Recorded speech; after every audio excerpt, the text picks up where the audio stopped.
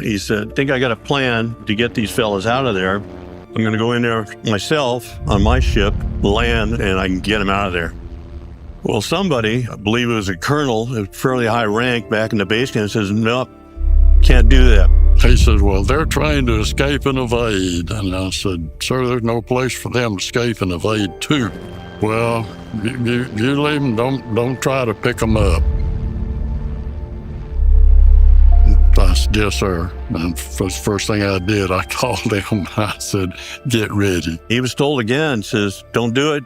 Don't attempt to get them out of there. Your ship is a gunship. It has no cabin for them to ride in. Taylor said, well, I'm going to try.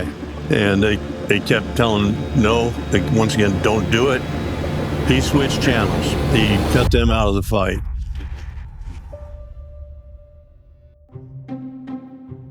Most holy God, we thank you again for the shining example of valor and selfless service you have given us in Captain Larry Taylor. Bless him richly as he takes his place in the pantheon of our nation's most distinguished heroes. Empower us to commit ourselves to greater acts of service to one another and to our nation.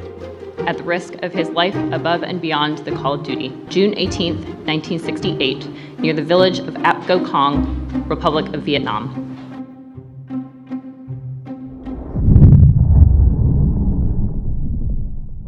Toni's parents were well educated. Her dad was an administrator at a school.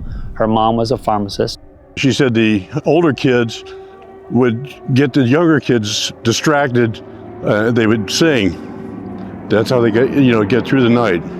She knew war in a way that few Americans would ever know it, particularly civilians.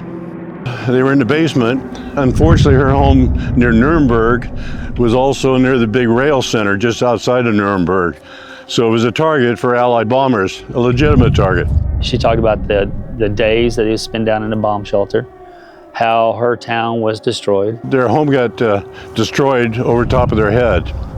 She remembered and was talking about the horrific war stories her family went through. Everyone suffered, and kids suffered big, huge emotional trauma. It was interesting hearing a perspective of growing up in Germany and what she went through as a child and how it shaped when she moved to America, and how she come to love this country. And she would eventually become a citizen, and she was very proud to be an American.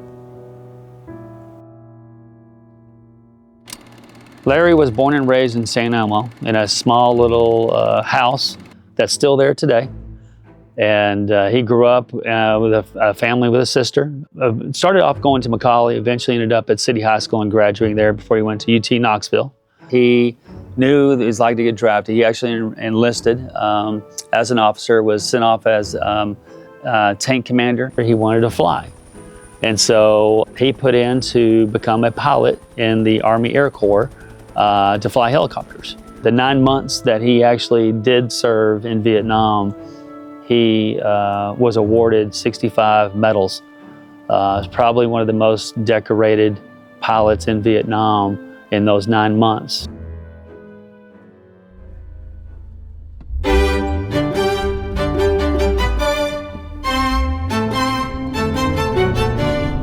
Toni was a ticket agent for Lufthansa, and she was on the counter, and they were at some sort of a Oktoberfest there in Nuremberg.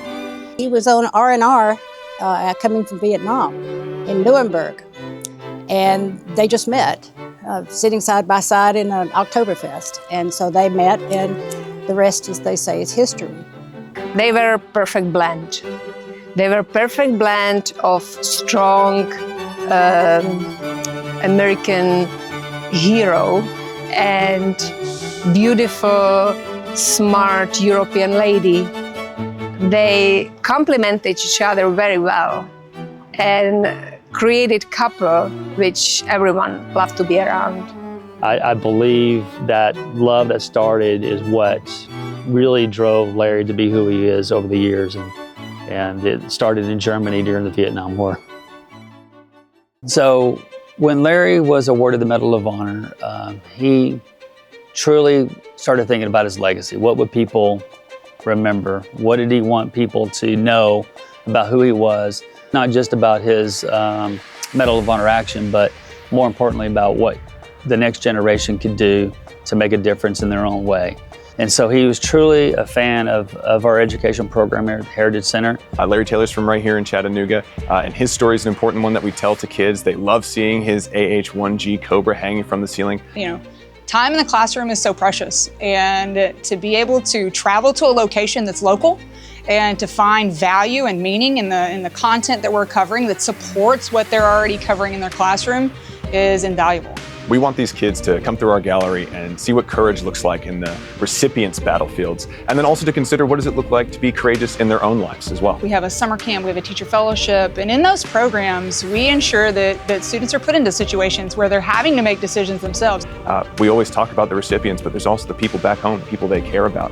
Not just the guys next to them, but all of their families too. And it's so important for the kids to see that there's kids their age that wouldn't be around had Captain Taylor not picked them up, but also their families just wouldn't exist. People like Toni wouldn't have met Larry, and we would not have the stories that we do today and that we get to share today. The common thread I've found through these recipient stories along our gallery timeline and just in general is that no one told them what to do. They simply looked up, they assessed the situation, they made a decision, and the most important thing they did was to act upon that decision. You're doing the right thing because it is the right thing to do, but sometimes doing the right thing is not always easy. It comes with its own set of challenges and consequences. Larry knew that he was defying a direct command, but he knew the right thing to do is try to rescue those guys on the ground. If he didn't do it, if he followed orders, those 4 men would not be alive today. He saved 4 generations of people to come after those guys that he picked up and flew out of harm's way. When Toni and Larry passed away, they continued to make gifts that support the Heritage Center, and they left us in an estate to ensure that what I always say is have the commitment to do the harder right versus the easier wrong. And I think those right there, the courage, the commitment, are 2 values that Larry and Toni truly believe that we need to teach ourselves, but also children of today and children of the future.